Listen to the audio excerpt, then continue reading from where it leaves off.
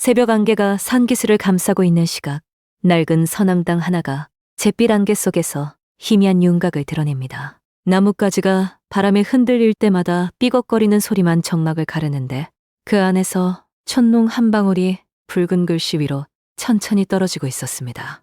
이 풍경은 수천 년 전에도 바로 어제도 이 땅 어딘가에 존재했던 거죠.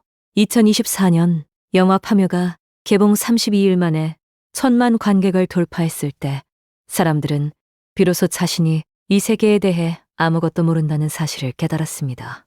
무속이라는 단어의 정확한 뜻을 아는 사람이 과연 얼마나 될까요? 이 말은 1927년 민속학자 이능화라는 인물이 조선무속고라는 논문에서 처음으로 학술 용어로 정립한 겁니다. 그런데 그 역사를 추적해보면 훨씬 더 깊은 곳까지 내려갑니다. 기록에 따르면 신라 제2대 남해왕은 차차옹이라 불렸는데 이것이 무당을 뜻하는 방언이었습니다. 그러니까 한반도 최초의 왕 칭호 중 하나가 무당이라는 뜻이었던 셈이죠. 고고학 자료에 따르면 무속의 기원은 청동기 시대까지 거슬러 올라가며 불교가 이 땅에 들어오기 최소 400년 전부터 이미 조직적인 종교 현상으로 존재했던 겁니다. 그렇다면 이 오래된 세계에 발을 들이는 첫 번째 관문, 무당이라는 존재는 대체 어떻게 만들어지는 걸까요? 어두운 방 안에 며칠째 웅크린 채 밥 한 술 넘기지 못하고 냉수만 마시는 젊은 여인이 있었습니다. 살이 빠져 뼈가 드러나고 눈동자는 초점을 잃었는데 이것이 바로 신병이라 불리는 증상의 시작이었던 거죠.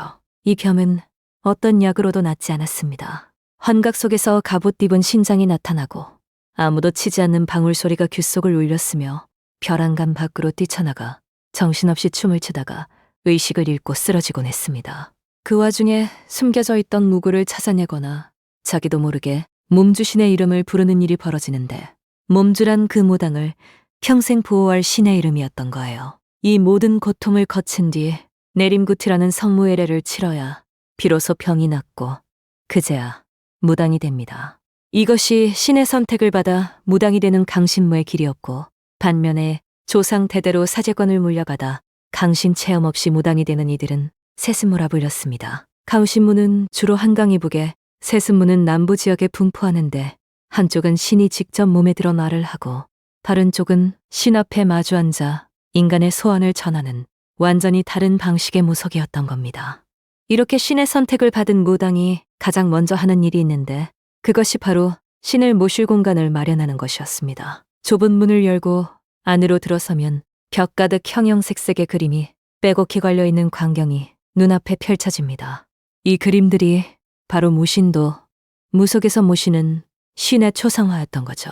전국적으로 무신도의 종류는 약 1900여 종에 달하고 지역마다 다르게 부르는 이름까지 합치면 695종이나 됩니다. 이 신들의 집, 신당은 단순한 방이 아니었습니다. 현대무속에서는 천신과 칠성신 같은 높은 신격을 모시는 중당 장군신처럼 고기를 제물로 받는 신을 모시는 육당 불사신처럼 곡식을 받는 여성신을 모시는 소당으로 공간이 나뉘었던 겁니다. 제단 위에는 방울, 신칼, 부채 같은 무구들이 가지런히 놓여 있었고 서울 인왕산 국사당에는 19세기에 그려진 무신도가 국가민속문화유산으로 지정되어 지금까지 남아 있습니다. 신당 밖에서는 도시의 소음이 쏟아지지만 문 안에서는 오래된 한지와 향 냄새만이 고요히 떠돌고 있는 완전히 다른 세계가 존재하는 셈이었습니다. 신당이 완성되면 비로소 무당은 가장 핵심적인 의례를 시작하는데 그것이 바로 수천 년 동안 이 땅의 민중이 매달려온 구티라는 의식이었습니다. 알록달록한 무복을 걸치고 신칼을 높이 쳐든 무당이 장구와 진가락에 맞춰 회전하기 시작합니다. 제단 위에는 떡과 과일, 삼색나물과 돼지머리가 산처럼 쌓여 있고 피리와 꽈까리가 뒤섞인 모악이 굿판을 가득 채웠습니다. 굳은 신을 부르는 청신에서 시작해 제물로 대접하며 소원을 비는 기원을 거쳐 신을 돌려보내는 송신으로 끝나는 3단 구조인데 하나의 큰 굿 안에는 12개에서 30개의 거리라 불리는 작은 굿들이 들어있는 겁니다. 아이 낳기를 비는 삼신풀이, 재수를 부르는 재수굿, 천연두를 막는 별상굿, 눈병을 예방하는 맹인굿까지 목적에 따라 종류가 13가지나 되었습니다. 가만히 앉아서 축원만 하는 약식제에는 비손이라 불렀고 서서 춤추며 하는 것만 굿이라 했습니다. 12세기 고려의 문인이 이웃에 살던 늙은 무녀의 굿장면을 글로 남겼는데 장구 소리에 맞춰 멀리 끝이 대들보에 닿을 듯 껑충껑 뜨는 그 묘사는 오늘날 굿판의 모습과 놀라울 정도로 같았습니다. 죽은 사람의 넛을 씻어 저승으로 보내는 씻김굿, 물에 빠져 죽은 이의 혼을 건져 올리는 넛건지기굿, 망자를 극락으로 인도하는 진호기굿까지 국은 산뿐 아니라 죽음 너머까지 아우르는 의례였던 거죠. 굿판 한가운데서 무당의 몸이 갑자기 떨리기 시작하면 그 순간 무당은 더 이상 인간이 아닌 존재로 바뀌게 됩니다. 격렬한 도무가 절정에 이른 순간 무당의 눈빛이 완전히 달라지고 전혀 다른 목소리가 터져나옵니다. 구차 욕심 많은 대감이 아니시리. 이 한마디가 공수의 시작이었습니다. 공수란 신령이 무당의 입을 빌려 인간에게 의사를 전하는 일로 지역에 따라 공줄, 공사, 포함이라고도 불렸습니다. 공수를 내리는 신은 한 가지가 아니었어요. 잡귀와 잡신부터 조상신, 산신, 천신까지 우주 만물을 지배하는 모든 신이 무당의 몸을 통해 말할 수 있었기에 서울에서는 무당을 만신이라 부른 겁니다. 공수의 내용에는 일정한 패턴이 있었는데 처음에는 신이 원한과 불만을 쏟아내며 인간을 위협하다가 대화를 나눈 뒤에는 재수와 복을 주겠다는 약속으로 끝났습니다. 죽은 아이의 혼령을 몸주신으로 모시는 태주무당은 입술을 움직이지 않고 배에서 소리를 내듯 신탁을 전하는 것이 특징입니다. 굳이 아무리 간략해져도 곰수만큼은 절대 빠질 수 없었던 그것이 굿대 심장이었던 겁니다. 이제 신의 말 다음으로 가장 강력한 무속의 도구 하나가 남아 있습니다. 괴양지라 불리는 누런 종이 위에 붉은 글씨로 단숨에 써내려간 부적이 바로 그것이었죠. 부적의 역사는 인류가 바위와 동굴에 주술적 그림을 새기던 원시시대까지 거슬러 올라가며 한국에서는 삼국유사의 비영설화가 가장 오래된 기록입니다. 부적을 만들려면 반드시 태기를 한 뒤에 목욕제기하고 동쪽을 향해 정수를 올린 다음 경면주사를 곱게 갈아 기름에 개서 단숨에 써 내려가야 했습니다.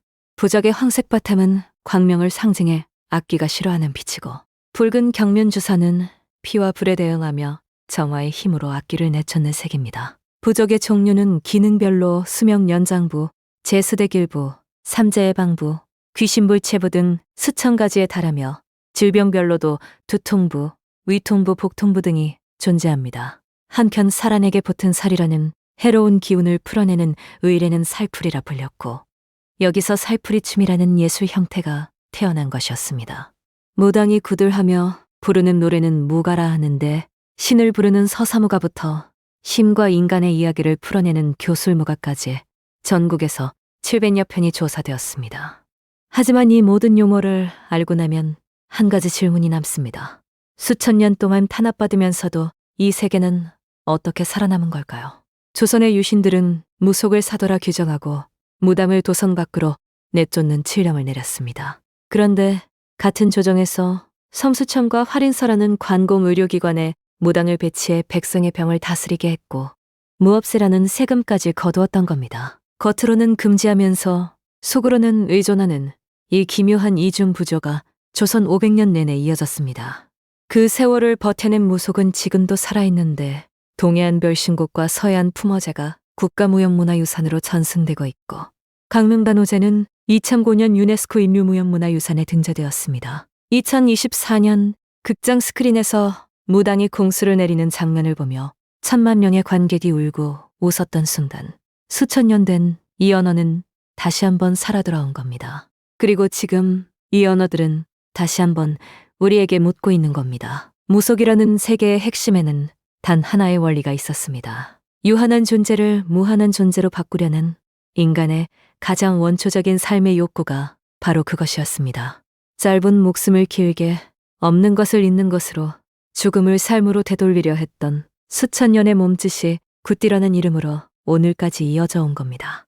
기록에 따르면 무속은 한민족의 정신 속에 뿌리 깊게 자리 잡고 생활을 통해 생리화한 산 종교 현상이라 정의됩니다. 오늘 이 영상에서 다룬 용어들은 무속, 무당, 신병, 내림굿, 강신모, 세습모, 신당, 무신도부터 공수, 만신, 부적, 살풀이, 무가까지 이것들은 사전 속에 죽은 단어가 아니라 지금도 이 땅 어딘가에서 숨쉬고 있는 가장 오래된 언어입니다.